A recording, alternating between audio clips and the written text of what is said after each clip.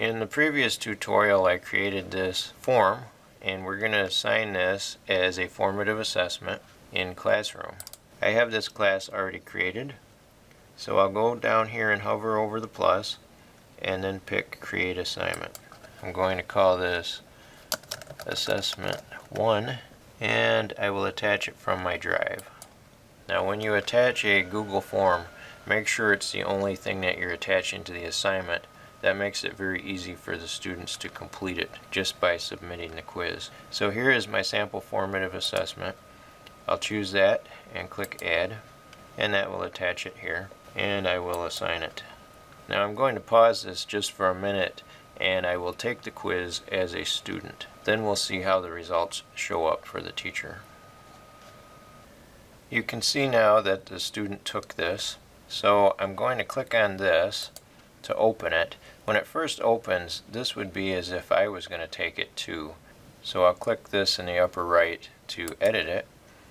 And at this point, what opens up is really what you had right here. You can see it's the same form. But at this point, what you'd want to do after the students are done taking it is click on the Responses tab. And at first it shows you a summary. The total points distribution, you can see in this case only one student took it and had a wrong answer.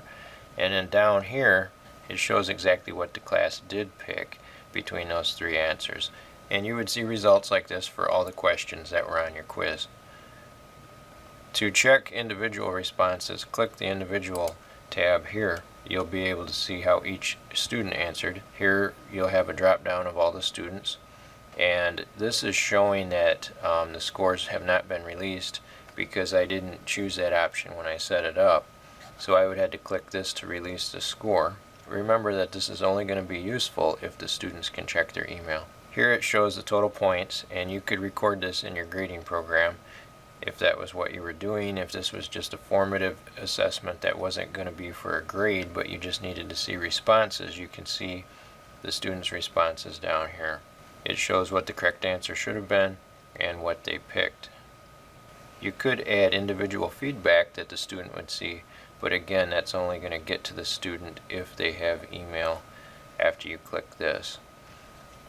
Back here in Classroom, just notice that when you go into this assignment, there's no grade automatically given. You would have to give a grade here if you wanted to do that, just like any assignment that you would grade and return in Classroom.